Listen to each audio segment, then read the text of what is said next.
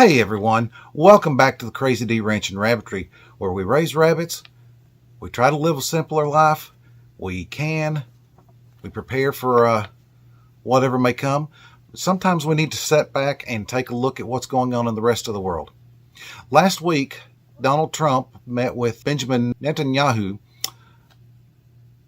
to discuss his 20-point plan for peace in Gaza. Hamas has acknowledged this plan, and it sounds like things are coming together.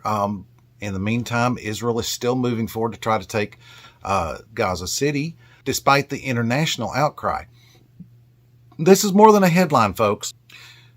This is about Israel, Hamas, and America's role, and the very meaning of freedom and peace in the world today.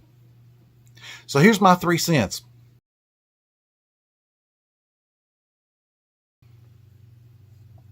First off, Trump's proposal.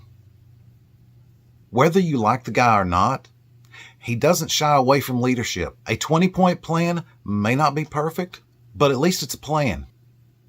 Compare that to other world leaders who have been giving empty speeches at the UN with no real solutions. At least Trump put pen to paper. Netanyahu, on the other hand, was very clear. Israel will not allow an independent Palestinian state. To many around the world, this may sound harsh, but here's the reality. Israel has learned a lot from experience. Every time they've given up land or allowed concessions, terrorist groups like Hamas fill in the vacuum. Think about Gaza itself. Israel withdrew in 2005, and by 2007, Hamas had taken over. What followed? Thousands of rockets fired into Israel, underground tunnels built for attacks, and billions in aid funneled into weapons instead of food and hospitals. So, Netanyahu says there will be no Palestinian state under Hamas. He's not being cruel. He's being realistic. Now, let's be clear. War is ugly. I don't take lightly the suffering of the families in Gaza. There are moms and dads who just want the same thing that I want. Peace, food for their kids, and a safe home. But let's ask an honest question. Who is responsible for their suffering? Hamas has ruled Gaza for 15 years. Billions of international aid has been poured into the territory. But instead of building schools and clean water systems and hospitals, Hamas chose to build rockets and tunnels. They chose death over life. The Bible says in Deuteronomy 30:19, I have set before you life and death, blessings and curses. Now choose life so that you and your children may live. Hamas has chosen death. And tragically, their people are the ones suffering. Now let's take a step back. A lot of folks don't understand the history of Israel and the Palestinians, and that's why the headlines in the news can be so misleading. When Israel became a nation again in 1948, it was immediately attacked by Arab nations, but Israel survived. In 1967, during the Six-Day War, Israel took control of Gaza, the West Bank, and East Jerusalem after being threatened once again. Ever since, Israel has lived under the reality of knowing that its neighbors want it destroyed. Now compare that to America. If Canada or Mexico started firing missiles into our towns and neighborhoods on a weekly basis, how long would we put up with that? We wouldn't. We would immediately defend ourselves. But when Israel does, the world calls foul. So here's the double standard. The world expects Israel to tolerate these attacks that no other nation in the world would tolerate. And when Israel says enough is enough, they become the villain. Now let's talk about America's role. Too often we have tried to play both sides in the Middle East, sending billions of aid to Palestine while trying to support Israel. But let me ask, Has it worked? Let's take a look at Afghanistan. We spent 20 years and billions of dollars trying to rebuild the nation, only to have Taliban roll in a week after we left. Money and speeches don't build peace.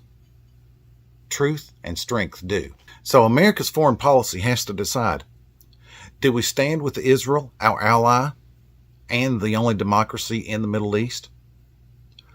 Or do we keep sending money to a bottomless pit where terrorist groups use it to fund war? As for Trump's plan, I don't know if it'll work, but I do know this. Peace does not come from weakness. Peace comes from strength. Ronald Reagan said that best. Peace through strength. The Bible reminds us in Romans 13, the government does not bear the sword for nothing. It is meant to punish evil. Israel is trying to do just that.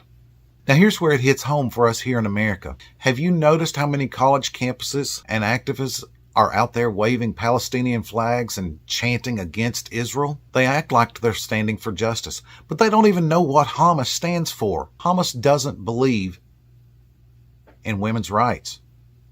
Hamas does not believe in free speech. Hamas doesn't believe in democracy. And yet here in the U.S., we have activists safe in their dorm rooms on campuses. They think it's edgy to cheer for them. That's not justice.